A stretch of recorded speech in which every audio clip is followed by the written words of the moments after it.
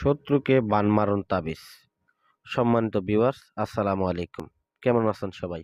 আশা করি আল্লাহর মেহেরবানিতে সকলে ভালো আছেন। তো আমি আলহামদুলিল্লাহ আপনাদের দোয়ায় ভালো আছি। সম্মানিত ভিউয়ার্স, আজকে আমি আলোচনা করব একটা বান মারণ তাবিজ নিয়ে।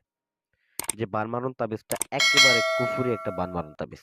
একটা পরীক্ষিত বান মারণ তাবিজ এবং একটা পাওয়ারফুল বান মারণ তাবিজ। এই বান মারণ তাবিজটা প্রয়োগ করে এটা একটা পরীক্ষিত বান মারণ বিদ্যা। তো বিদ্যাটা আসলে দেখতে সাধারণ মনে হলেও এটা সাধারণ কোনো বিদ্যা না, একদম খাস কুফুরি একটা বানমারণ বিদ্যা। তো যারা মুসলমান আছেন তারা অবশ্যই, যারা কাজ করেন নাই এগুলা জীবনে, তারা এই কাজটা অবশ্যই করবেন না, আপনাদের পায়ে হাত রেখে আমার অনুরোধ। আর যারা এগুলা কাজ নিয়মিত করেন তারা করতে পারেন, তাদের ক্ষেত্রে আমি কিছু বলতে পারবো না। তো মূলত এই কাজটাকে আপনি যদি কাউকে করতে চান, তো মূলত প্রথমত তার নাম এবং তার বাবার নামটা দরকার, এবং তার একটা ছবি সামনে নিবেন। তো নেওয়ার পরে আপনি এই কাজটাকে করতে বসবেন। অবশ্যই নিরিবিলি কোনো একটা আসনের ভিতরে এই কাজটাকে করবেন। তাড়াহুড়া করবেন না। এগুলা তাড়াহুড়ার কোনো কাজ না।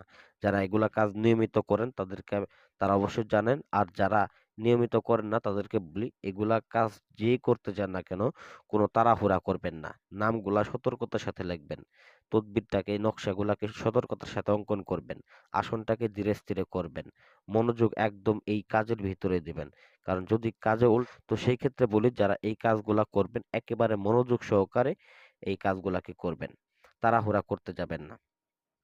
তো টাকা পয়সা যেহেতু খরচ করবেন, মাল সামানা যেহেতু কিনবেন, সেক্ষেত্রে আমি বলি, তো যারা দোকান থেকে মালামাল কিনবেন এক দামের জিনিস কিনবেন, দামাদামি করবেন না। এগুলা দামাদামি কোনো জিনিস না। যেখানে যান, যেখানে কাজ করান, দামাদামি করবেন না।